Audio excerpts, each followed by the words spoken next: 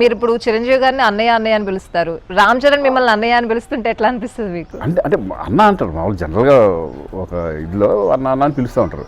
అలాగే నా బాబాయ్ అంటే బాబాయ్ అనేవాళ్ళు ఉంటారు కొంతమంది, అట్లా అనొచ్చు, అన్న తప్పేం కాదు. బట్ నాకన్నా ఫస్ట్ నుంచి కూడా అన్న అన్న అంటూ ఉంటాడు. గేమ్ చేంజర్ చూసాను సార్, మీ క్యారెక్టర్ అయితే అదిరిపోయింది. Thank you. అండ్ అంటే శంకర్ గారు మూవీ ఫస్ట్ టైమా సార్ చేయడం మీరు? శంకర్ గారి మూవీ ఫస్ట్ టైం. సో ఆయన మూవీలో మీరు చేస్తున్నప్పుడు మీ ఫీలింగ్ ఏంటి? అసలు నాకు ఫస్ట్ ఆఫర్ వచ్చినప్పుడే నేను శంకర్ గారి మూవీలో నాకు ఆఫర్ వచ్చింది అనేది నేను అసలు ఊహించలేదు.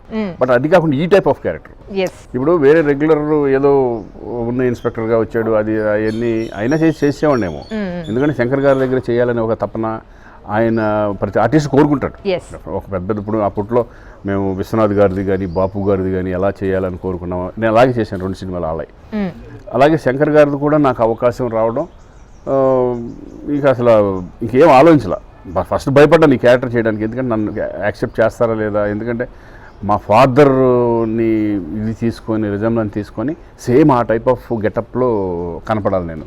మరి నన్ను ఎంతవరకు యాక్సెప్ట్ చేస్తారో తెలియదు. గెటప్ వేసుకున్న తర్వాత వాళ్ళందరూ సాటిస్ఫై అయ్యారు, నేను సాటిస్ఫై అయిన తర్వాత దిగడం జరిగింది. అలా శంకర్ గారితో చేయడం ఇస్ వండర్ఫుల్ డైరెక్టర్ అండి ఆయన. ఎందుకంటే మనకి పాన్ ఇండియాలో ఫస్ట్ పాన్ ఇండియా క్రియేట్ చేసిందే అతను.